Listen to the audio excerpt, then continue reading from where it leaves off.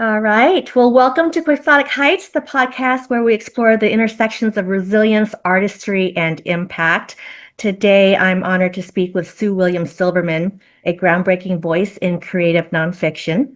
Her memoir, Because I Remember Terror, Father, I Remember You, won the Association of Writers and Writing Programs Award in creative nonfiction.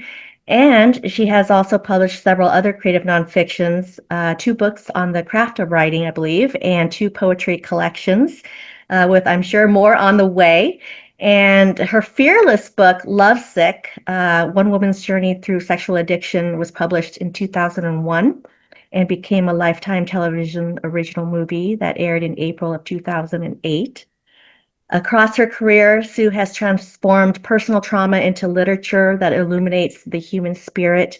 She also is a teacher and mentor who has helped countless writers find the courage to tell their own stories. And today we'll be talking about the power of memoirs, the craft of writing, and what it means to turn silence into art. So, with that, welcome, Sue, to Quixotic Heights Podcast. How are you? I'm good, thank you. And thank you for having me. It's great to talk to you. Wonderful. Thank you for coming. So I always ask, right off the bat, what was your quixotic dream that got you to today? Can you share with us? Sure. Just briefly, growing up, I really had no dreams at all. And then I was about 27, and it was almost like maybe a quixotic vision that I had, which was like, I need to write. And I hadn't taken any writing classes at that point, but I just literally went out, and this was back in the age of typewriters. I went out and I bought a stack of paper. I rolled a piece of paper into the typewriter and I started typing, which at that point probably was more typing than writing because I didn't quite know what I was doing. But as soon as I started that, I knew that was my dream, that I had to write. And that's what I did. And so that was my first quixotic moment. I would say the second one was after many years, and I kind of learned how to write. Then I really did want to get published. And from there, it was just very important to me to have my voice out there and to be able to connect with all people, but probably mainly women. hmm Why do you think writing was your calling? And because there's so many creative outlets, you could have been a singer, you could have been, a painter. Why writing? It's a really good question. And first of all, I have a terrible voice. And probably as a kid, I tried drawing, painting, and that didn't work. But I think the more important answer is that growing up, I didn't have a voice. My father sexually misloved me. And of course, that was a secret. I was not allowed to, you know, most children in that situation, you're not allowed to, tell the family secrets and stuff. So I never was able to speak my truth.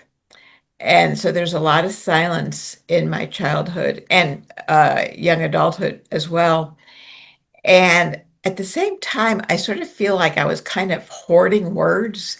I mean, that I was kind of somehow collecting words. Not that I knew it at the time, but just because I couldn't speak the truth, where was all that information going? I mean, and so I feel like subconsciously I was that these words were sort of gathering inside of me.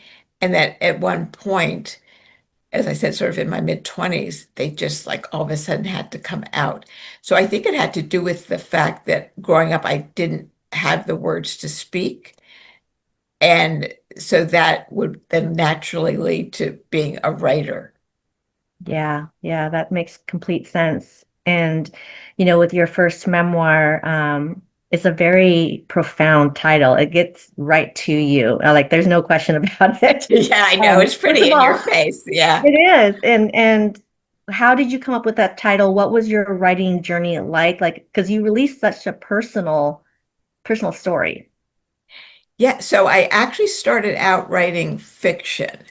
Um, And that was sort of my challenge in a way that I wanted to tell my true story, but I was afraid to. So I started out writing fiction. As it turns out, I'm a terrible fiction writer. So I have like, I don't know, five, six unpublished, thank goodness, unpublished novels just sort of gathering dust somewhere in the house. And it was really my therapist who suggested, Sue, why don't you write about yourself? And at first I said, oh, I have nothing to say about myself. I mean, there I was in therapy with plenty to say, but it was scary.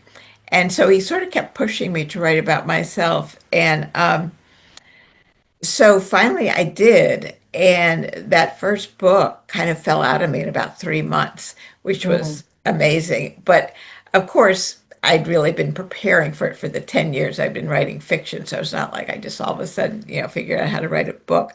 Because even though I was writing fiction, I was still learning how to write.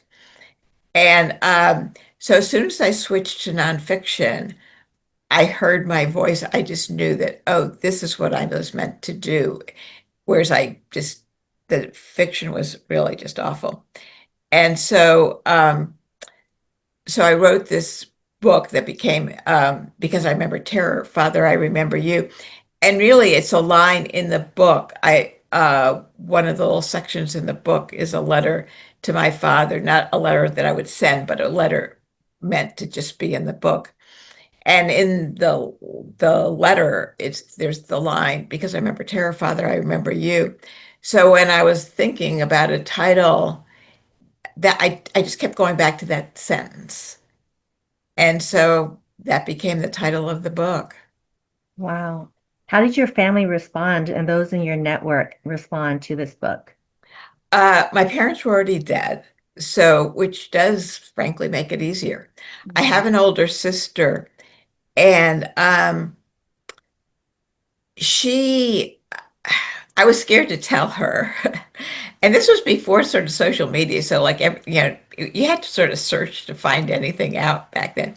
But so really, probably about 5 minutes before the book was going to be published, I called her up to tell her, Oh, and goodness. and I just said I'm publishing a book, and so she knew I'd been writing fiction. She said, "Oh, a novel," and I said, "Well, no, not exactly." And then I told her, and I mean, we're not that close, but she kind of took it sort of okay, and I know she hasn't read it, and that's okay. I understand that that would be hard for her to do. Um, and then I do have this big extended family that over time they did hear about it. It was, through reviews and stuff like that. And surprisingly, I got a pretty positive feedback from sort of this extended family, whereby they would said thing I got letters and emails and stuff from them, and they said, we're so sorry that happened, and we didn't know it was going on. If we had only had known, and of course I couldn't have known because I didn't tell anybody. Um, and so they handled it pretty well, and I would say that I did hear that some members of the family weren't that thrilled about it, sort of upset, but they never actually contacted me. Hmm. So I know that that's not the experience friends of mine have had who published very personal memoirs like that, that their families get really upset and everything. And I get that, and that can make it hard to even want to write or publish. But that really was not my experience. So I consider myself lucky. Hmm. Were there any reviews that you received that surprised you with this particular book? Well, I mean, I'm always surprised that anybody would, it's all a shock when you get published. God, that's a shock. It's always a shock. But no, I mean, the reviews were really very kind, very supportive, very caring, very gentle. So I was really pleased, and I would say relieved about that. Now, that was not exactly the case with Lovesick, which was my second book about 28 days I spent in rehab. With that book, about sex addiction, there were a lot of, I was interviewed by a lot of like shock jocks on the radio. I don't know that they're around that much anymore, but they were like all upset that the book is not like sexy. I mean, I'm recovering from sex addiction, like really. But Yeah. they wanted like more sex scenes in the book. And of course, that's not what the book is about. It's about recover. It's about 28 days I spent in rehab. So they kind of were very rude, and that was hard to take some of these like live radio interviews where they would say, "Well, Sue, where's the kinkiest place you ever had sex?" I mean, just like, are you kidding Mm, me? mm, And I mean, it was kind of brutal. But what I really want to emphasize though is that whether the sort of positive, encouraging reviews from my first book, or, I mean, Lovesick also got good reviews, like from in sort of women's journals and stuff like that. So it's not like it was all scary. But sort of regardless, is what's most important is that the response I receive from readers has always been positive. mhm. And that's what you have to remember. And that's what you have to think, okay, that's what's really important. Because, like, I would get emails and letters from other women who would say, kind of thank you for telling my story too. Yeah. Like they were struggling with the same thing, but they didn't have a voice. So I'm really lucky that I do have a voice that I could write. And so they felt sort of heard. And some people said, no, I'm not struggling with this, but yet I can identify with it because in some ways, like a sex addiction is also just a search for love. It's being in relationships with emotionally dangerous men. Lots of women can relate to stuff like that, right? Mhm. And so even if they haven't had the same experience, I just got such positive feedback and support from, just the regular readers. And that was very empowering. Mm, So that's the most important thing is what do your readers really think and how do they react to your work? yeah. Have you found that your relationship to your story evolved or changed over time from when you published it to today? Yes, it has. So my first book is pretty dark. It's tough, it's raw.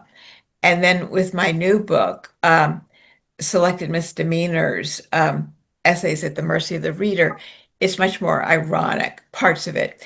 Well, and then between those two memoirs and this newest book, I have two essay collections. And that, well, one is the Papoon Fan Club, My Life as a White Anglo-Saxon Jew. And you can tell from the title, it's, sort of ironic. Hmm.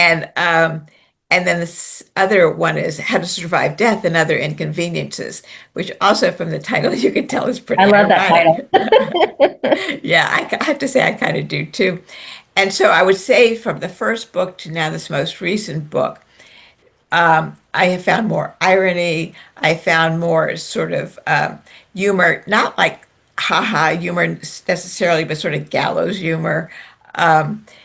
And so it's sort of like different ways of envisioning your story. So not only in form, and that the first two books were full-length memoirs, and then this newest one is a flash. So my form, the structure of my work has changed, but also the voice I think has changed from a sort of the raw voice of the first book, then the second book about sex addiction, sort of an edgier voice, and then the third and fourth books are sort of more ironic. So Mm, yes, so there definitely has been change, which of course I'm grateful for because I mean, who wants to keep writing sort of the same book over and over in the same voice and this, I mean, you don't. And that's right. what sort of holds my attention as a writer is, oh, well, I haven't done this yet. Let me try this, Mm. or my two poetry collections.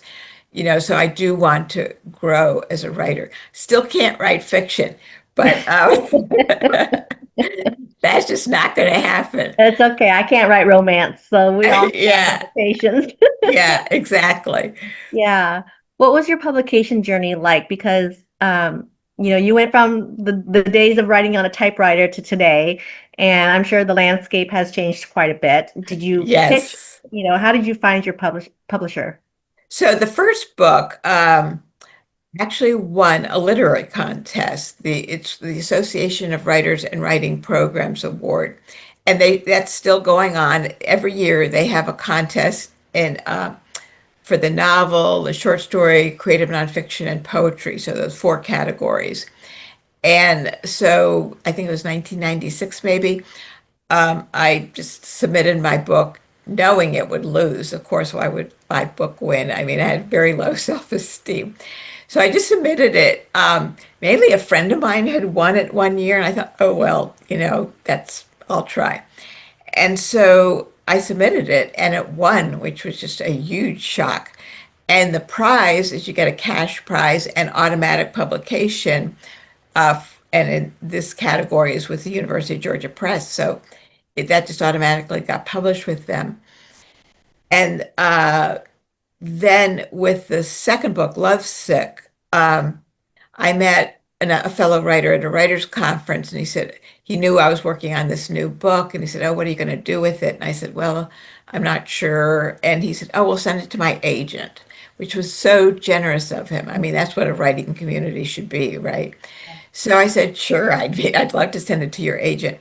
So she took it, and I said that I'd really like it to be published with Norton because I had met one of the editors at Norton at this conference, and she just seemed very literary. That she would not, because when you're writing about sex addiction, I could envision a publisher trying to sensationalize the story, and I knew that Norton would not, that they really would be interested in the literary aspects.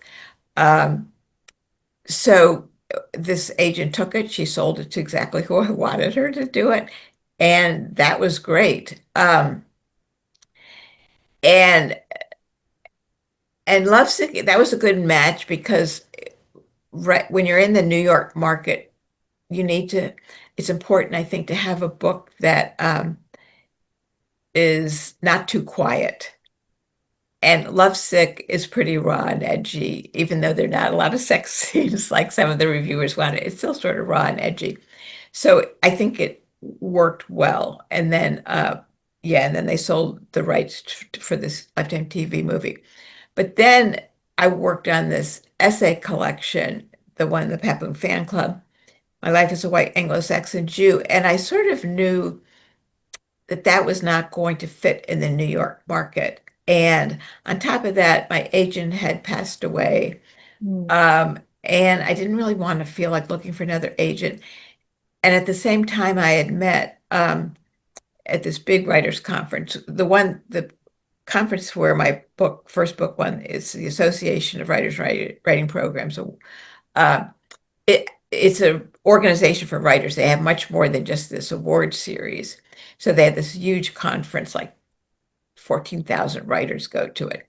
So I've been going there, and I met the people, there's a book fair. So I met the people at the University of Nebraska Press who were starting a series called the American Live series in creative nonfiction. And I thought, oh, I think that's the perfect place for the Papoon Fan Club. So I just sort of hung out at their booth for a couple of years while I was working on the book and got to know them. And, I got to know them so well. I think at some point they thought, God, they'd already even published me because I was always going there and always like hanging out. I was sort of stalking them.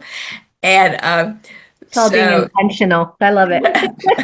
yeah, it's like, I know I want you to publish this book. So Mhm. finally I finished it and I sent it to them and they accepted it.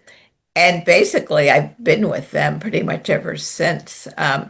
They published How to Survive Death and Other Inconveniences. My second craft book is Acetylene Torch Songs, Writing True Stories to Ignite the Soul. They published that. And then they published this most recent book, Selected Misdemeanors, uh, essays at the mercy of the reader. So they're just they really appreciate creative nonfiction. I love working with them. The editors are great. The art department's great. I mean, Yeah. I feel very at home there. So I'm really lucky that I found a place that I love them. They seem to like me. And so, still like have to like the book and, agree to publish it. It's not like a Mhm. done deal. But but it's just been a great fit. I mean, I know that a lot of writers, particularly starting out, think that, oh, I need an agent and a big New York house publisher. And yeah, sometimes that can be a good idea, but there's a lot to be said for university presses and indie presses. There really is. And you have to sort of find your comfort zone. As I say, Lovesick was a good fit for a big New York publisher. My other books just aren't. My other books would get lost in the shuffle, frankly. And all my books are in print, so I'm really lucky. That's like the most important thing to me is that just I want my books to be in print. Mhm. And university presses do tend to keep the books in print, maybe sort of forever, more or less. And um, but all of that's been sort of, it's a learning curve, like learning how to write, learning how to publish is kind of a learning curve too. Is like figuring out, well, what is the best publishing company for this particular book? It's sort of figuring that out. And I mean, I've had friends who have published with big New York publishers. But if your book doesn't hit it right away, it can be out of print like in 3 months. I mean, Mm, that's like really scary. And that's mm. happened to a couple of friends of mine. Their novels have been just gone out of print. Yeah. And I think what's sad is, if it goes out of print in 3 months or whatever, those houses still own the rights to your work. And it's not like you can turn around and self-publish it or, do another edition or anything like that. It's really, you got to fight to have those rights reverted back or wait until that period ends, right? Yeah, I mean, you can put, if you're going to do that, you can put in your contract that if the book is not available or something for a certain amount of time, that the rights will revert to you. So you also have to read your contract really carefully and try to get that in there. Yeah. Because at some point you can get the rights back, but it's not always easy, as you say. And if you don't have anything like that in your original contract, it's a lot harder even. Um, so That's a good tip because new writers don't know what to look for. They're just so excited, right? That, yeah, yeah, yeah. what's And good. I get that it is exciting, but yeah, but be careful. Just take a deep breath, read everything carefully, have somebody, if you have an agent, review it with the agent or find an attorney who specializes in, literary contracts, something like that. Absolutely. Yeah. You've had a pretty amazing journey in terms of finding publishers. Um, and I want to say that's a blessing, but at the same time, you fought hard and you worked so hard for these. It's not like an overnight success thing, right? This was a decades long thing. Yes. And going back to your trauma, I read that, you did experience, trauma, I think 4 or 5 years old, all the way up until your teens, your adult life. Um, and Yes. so to be able to not have the confidence, to submit your work to AWP and then getting that win. I mean, I can't imagine what you must have felt at that point. But an AWP is pretty amazing. I think they're the largest conference for writers in the US. Oh, absolutely. Yeah, hands Yeah, down the yeah. largest. Yeah, You yeah. get lost in that shuffle. Yeah, Um, yeah. but one of the things I wanted to ask you when you were talking was, what are some of the misconceptions of sex addiction? Because I'll tell you one of my misconceptions that, oh, it's more predominant with men. Like men have the sex addiction. We don't necessarily think women do too, but yours was a different journey, I think, in terms of navigating that path. Maybe you can share your thoughts on that. Yeah. Um, I think that, yes, women can absolutely have sex addiction too. But I think sometimes it does take a different form from a lot of the typical male sex addiction. And that for me, I really didn't care that much about the sex. It was more like I wanted this man to love me. And because my father had sexually misloved me, that's what I thought was love. So if a man wanted to have sex with me, I thought that meant that he loved me. And so that's what I was really pursuing. But of course, is pursuing it with all the wrong men because it's just like, first date, yeah, let's have sex because then, you'll love me. And so I was so lost and confused as to what love was, what sex was, what's a healthy relationship. I really, I didn't have a clue. And so while the the action was sex, it wasn't really what I was looking for. I was looking for love, but I did not at all know how to actually find love. With men, male sex addiction, I think it could be more just about needing to have sex, that they're not necessarily looking for love. Um, but so there could be that kind of a difference, but it sort of all ends in the same place and that nobody's fine. I mean, men, yes, do want love too, but I don't think that when they're in that addiction, that they can really admit it, that they don't know it. Whereas I pretty much knew that I really wanted this man to fall in love with me, but the only way I thought that he would be if I had sex with him. And so all these dangerous men that I had sex with, I mean, clearly they were all sex addicts too. But once they had sex with me, I mean, some of the relationships did last like a year or something. But for the most part, once they had sex with me, they were kind of done. Yeah. Yeah. Thank you for sharing that. Yeah. And I mean, it's just sort of how you look at it. And but then when I finally got into therapy, well, before I got into therapy for sex addiction, I had a therapist who said, Sue, I think you're struggling with sex addiction. And it's funny because you would think most people would be like, oh my God, that's terrible. But I was like so relieved because it's like I've been seeing like, I don't know, 10 therapists. They say, well, Sue, you're depressed or you're this. I mean, they didn't know what to do with me. And so I just sort of bounced from therapist to therapist. And it was just like, you know, um, nothing was getting better. And so finally, this one therapist said, I think this is what you're struggling with, and I don't know anything about it, but I can help you find a therapist who does. So I was actually really relieved. Like I had like like You had a label to label. look at. Yeah, yeah. It's like Yeah. I had a label. So then once you have a label, then okay, now there's steps I can take to recover from this. So I was actually really relieved. Later on, I started feeling a lot of shame about it. And at one point when I was like writing my first book, I thought, well, I'll never write about sex addiction. That's like so I feel so much shame about that. Of course, I changed my mind ultimately. But yeah, but initially it was like, oh, that's what this is. Wow. You're so brave to Oh, speak thank your you. truth. And I get emotional because my best friend went through a lot. She has since passed, and we published together we call it auto fiction, but it's essentially a creative nonfiction work that is completely based on her life story.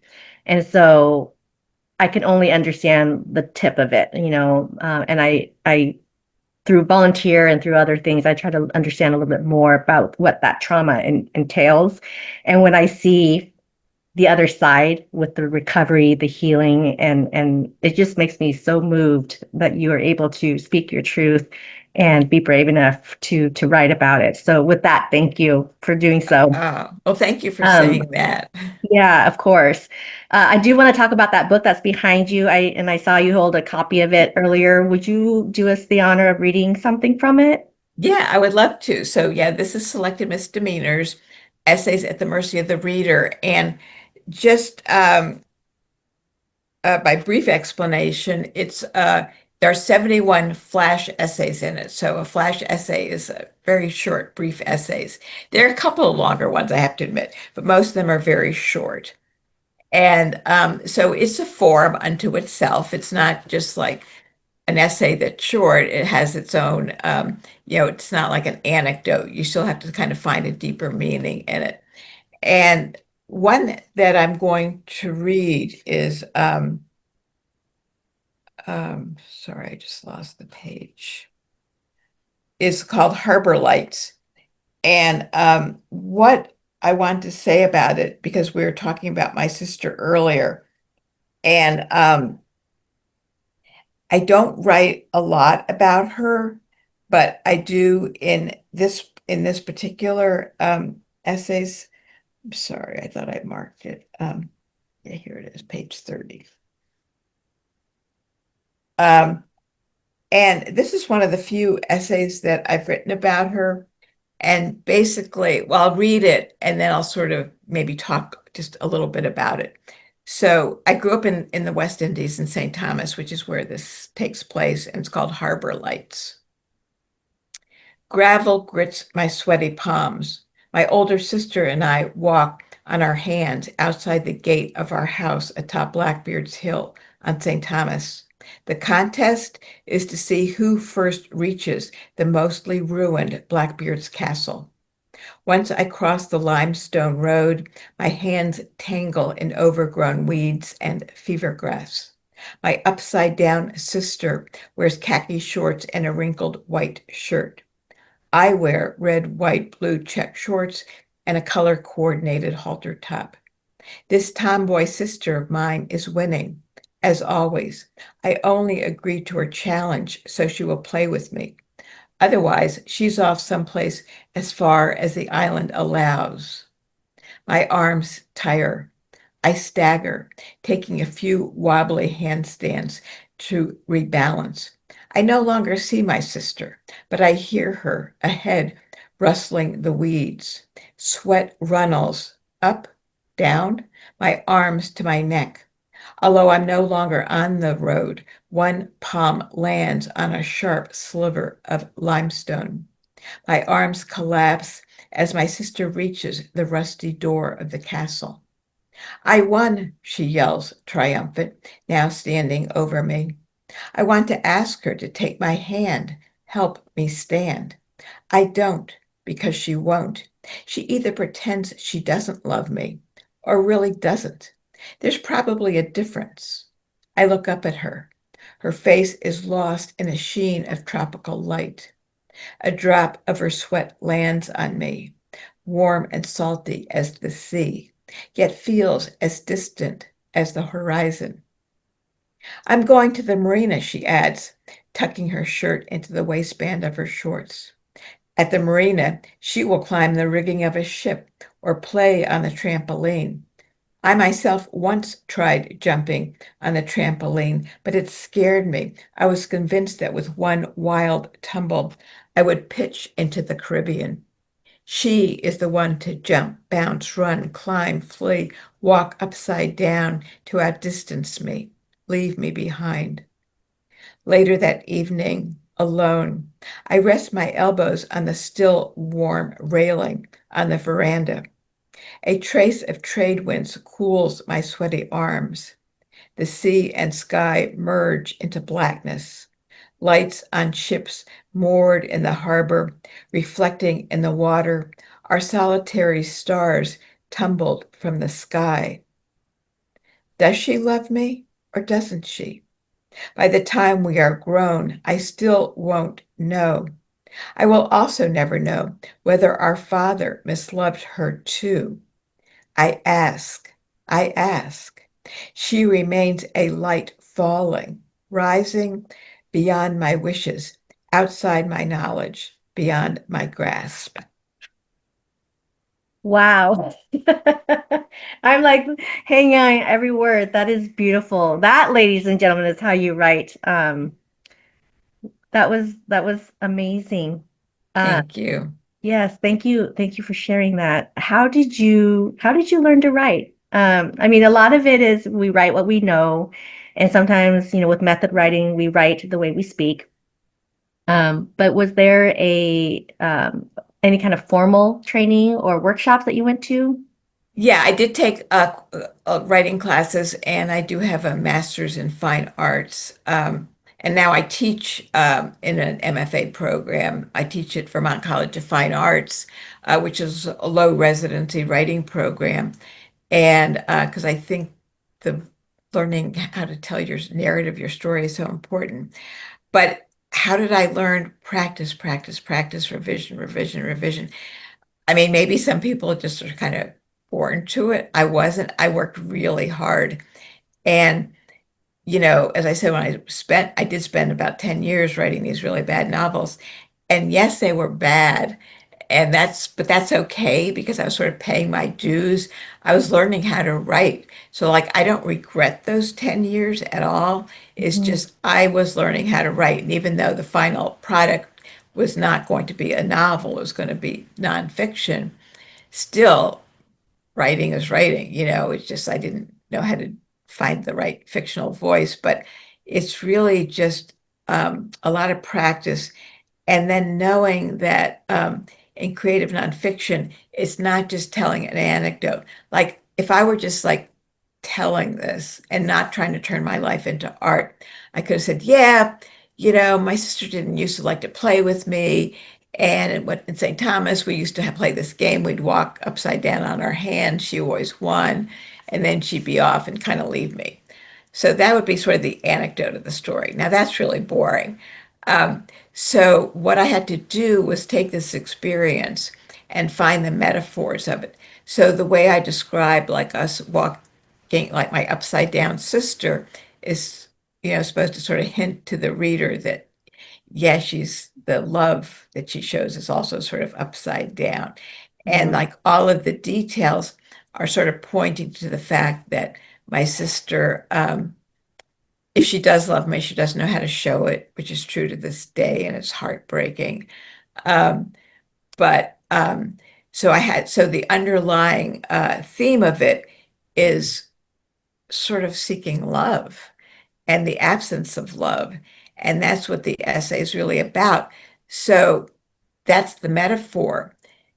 So all of which is to say that when you're writing creative nonfiction and you want sort of for the reader to feel what you're feeling, you have to write metaphorically so that even though you maybe not have a sister, if you do, you probably didn't have contest walking upside down on your hands. But what you might relate to, and even if it's not a sister, it could be any kind of relationship, would be sort of that longing for love with someone who doesn't love you the way you want to be loved. So that's the underlying theme, so that hopefully a reader would relate to that theme, even if they don't have to relate to the actual experience any more than, say, you had to have related, say, to a sex addiction to know that, hey, there are emotionally dangerous men out there, and this is what can happen if you get involved with them, and you can end up hurt, and it can be hard to find love. So you have to write to that underlying theme of your book, because that's what a reader will relate to. Yeah, I 100% agree. I think, when we show versus tell, what's happening, you immerse the reader and we truly feel every single word. And over the years, you definitely have done some mastering around those words. So no wonder you teach also, and you write, the craft of writing. And I think those are great tips, actually. Um, Thank you. I want to ask a little bit about the Hollywood scene. Like you got your book adapted to a film, which, is one of the biggest dreams that most writers have. What was that experience like for you? For me, it was really positive. I mean, I have heard horror stories about having your book turned into a movie. I think we've all heard sort of some horror stories. That would not be true for me. It was an amazing experience, very positive. So Sally Pressman, who had starred in a series Army Wives, which it's kind of old now. I can't remember when it was, but it was sort of popular at the time. Anyway, she played me, and we don't look alike really at all, but yet watching her portray me, it's like I felt myself. It was sort of weird. It's Mm. like she sort of captured my essence, which was pretty fascinating. And, the screenplay, so it did not follow my book, and I did not expect it to. The book more focuses on the recovery. I would say the film more focuses on the pre-recovery time, sort of the acting out. And I knew that. I'd spent like 3 days with the screenwriter who was just lovely, and we just talked about my life really, and she did a really good job with the screenplay, even though it doesn't follow the arc of my book. Hmm. But I'm okay with that. I mean, it's a different medium, it just that's the you just have to go with that. And so when I was visited the set, I have a cameo, I have 2 words. Okay, I think I know what it was because I watched it. Oh, you did? What were you the one that played the lady taking a picture of, okay, let's take a picture or something like that? That was me. Yes, that's so Okay. funny. Yes, so I say a photograph or something like that. Yes.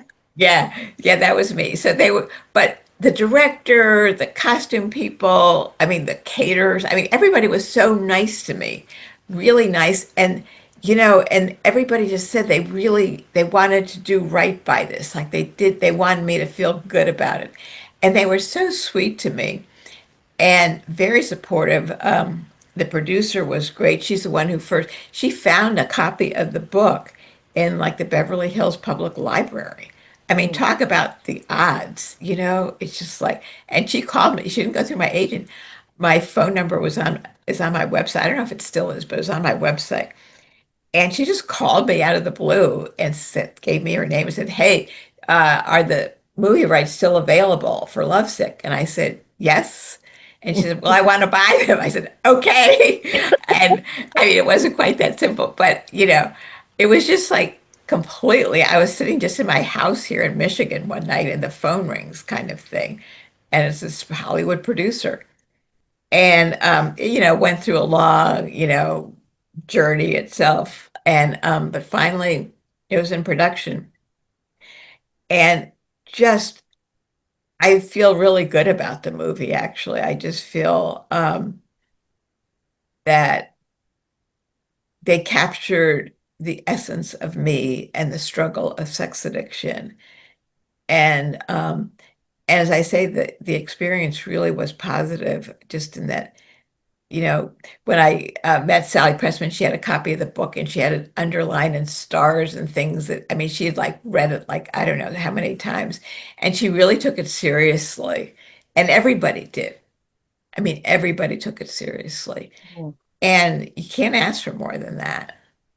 Yeah, this is your life that you lived through and experienced and you put out in the world. So that's And amazing. the other nice thing is that because of the movie, the book reached a whole different audience, so it has sort of like a second, kind of life to it. And Hmm. that was really, of course, positive as well. Yeah, absolutely. Wow. Okay, I want to switch to something more fun.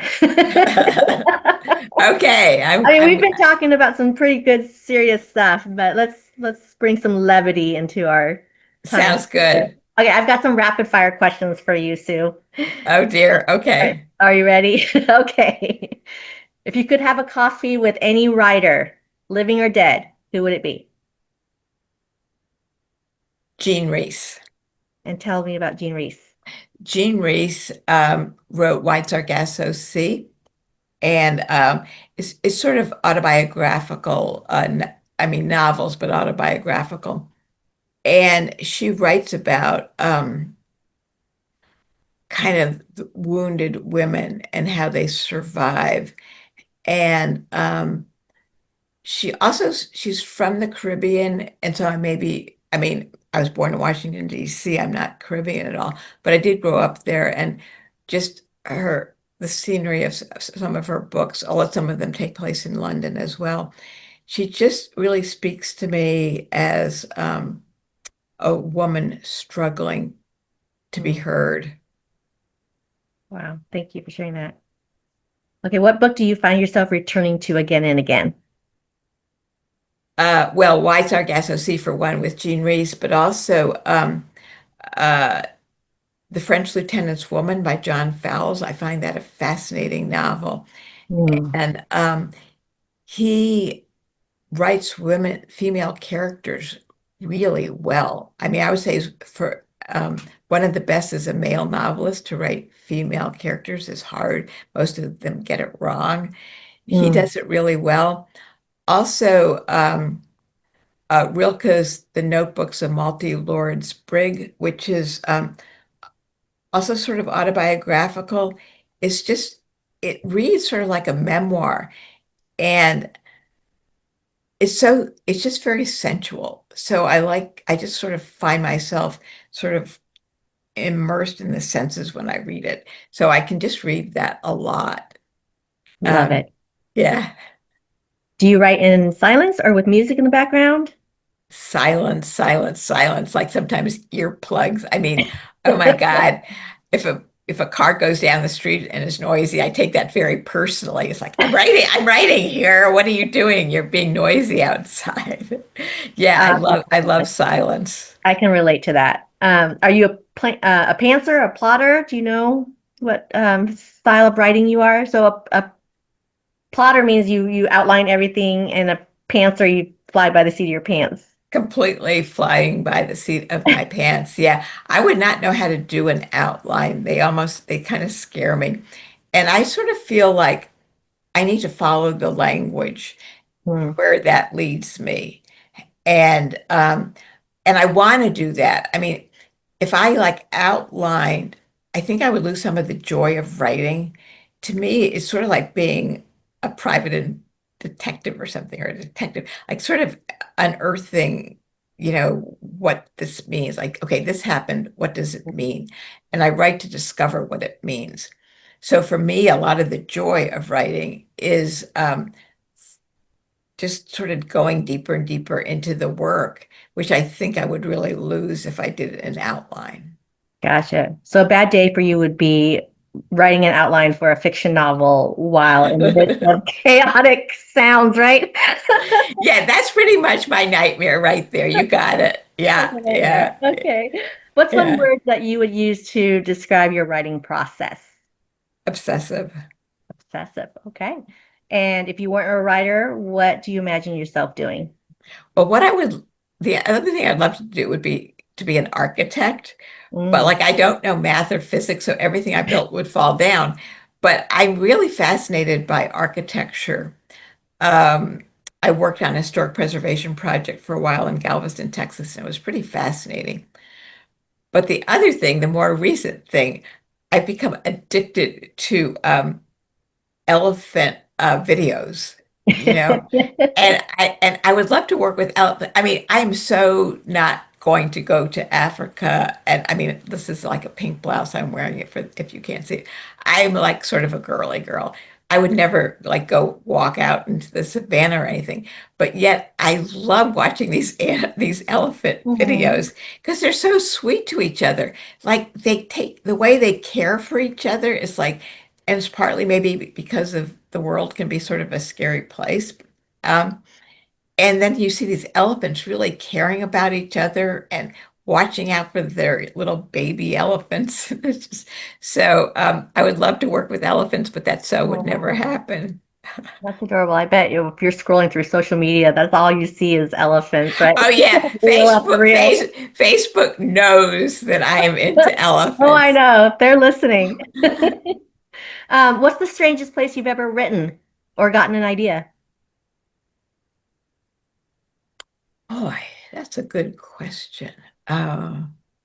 Well, it's not so strange really, but it's I was at a ballet once and of course there's no language or anything, but just it's so beautiful that I had an idea. It was actually for one of my bad novels, so maybe I shouldn't go there, but it was an idea.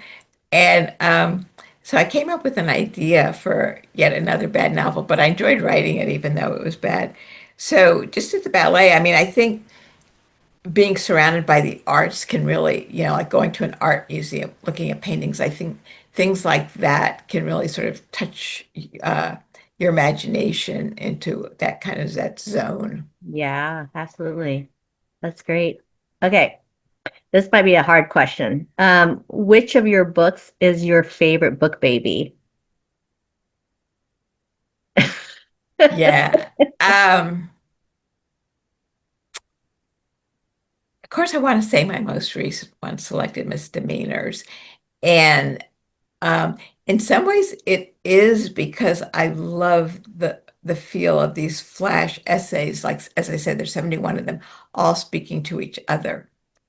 But the second one would be How to Survive Death and Other Inconveniences. It was the sort of challenging to write about a very abstract concept and to make it tangible. And it's not just about physical death, it's about sort of like emotional and spiritual deaths that as well. But it was to sort of find the irony in all of that was kind of a challenge. And so I like the challenge of it. Hmm. So I would say those two. Okay, wonderful. And then, what is one question that you wish interviewers would ask you but rarely do?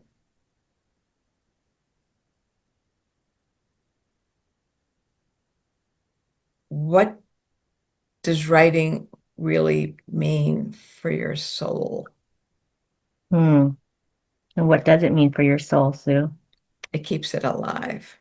Yeah. So what are you going to work on next?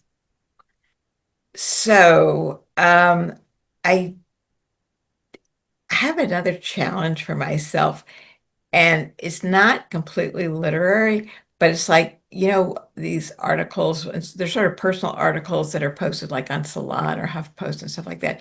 I don't know how to do those. And it frustrates the heck out of me. I want to figure out how to write those sort of kind of quasi-journalistic, quasi-literary articles.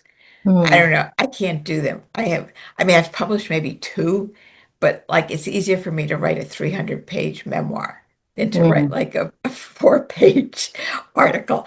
I Yeah. just can't. It's sort of like I can't write novels, but this I'm giving up on novels because they're too long and I don't want to spend 10 years working on one that's going to be another disaster. So that's what I want. That's my next challenge is to figure out how to write those. Okay, well, I know you can do it. So it's a matter of time. For me, it's like I can write a novel too. I can't write romance though, and I can't write blogs. It's like just, I don't know, for some reason I have no It's discipline. some part of the brain that each kind of writing thing is a different challenge to a different part of the brain.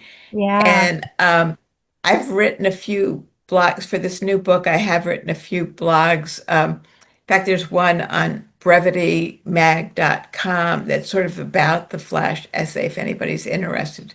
Um, and if you just go to brevitymag.com and put my name in, you'll see the blog section, you'll see it. Um, and so I've written a few blogs, but they're not easy. Mm. They're not. There's it took me a long time to write that. It's like, 2 pages, and it took me, I don't know, a couple of months maybe. I know. It's just like writing a synopsis or something, right? Or yeah. Yeah, I hear you. Um, so before I let you go, tell us where we can find you to follow more, learn more about you. Yes. So my website is SueWilliamSilverman.com. That's my whole name, SueWilliamSilverman. Sorry, it's a long name. So, so SueWilliamSilverman.com is my website. And I'm Sue William Silverman on Instagram and Sue William Silverman on Facebook. Perfect. Easy. I love it. Yeah. Were there any topics that you wanted to cover, Sue, that we didn't touch on? Oh, no, I think this was a great interview. I've so enjoyed talking to you. Really, you were so easy to talk to. I could see, know how to do this. So no, you're really easy to talk to, and I've really enjoyed this time with you. So thank you so much. Thank you so much for that feedback. Thank you for being on the show. Because I will admit, prior to our booking. I was fangirling all over you and checking out, as much research as I can on who this Sue person is, and it's amazing. So I'm glad that you are now in my orbit. I am delighted to be in your orbit, and you are in mine as well. Thank you, Sue. Thank you. Okay, listeners, that is a wrap. So that was Sue William Silverman.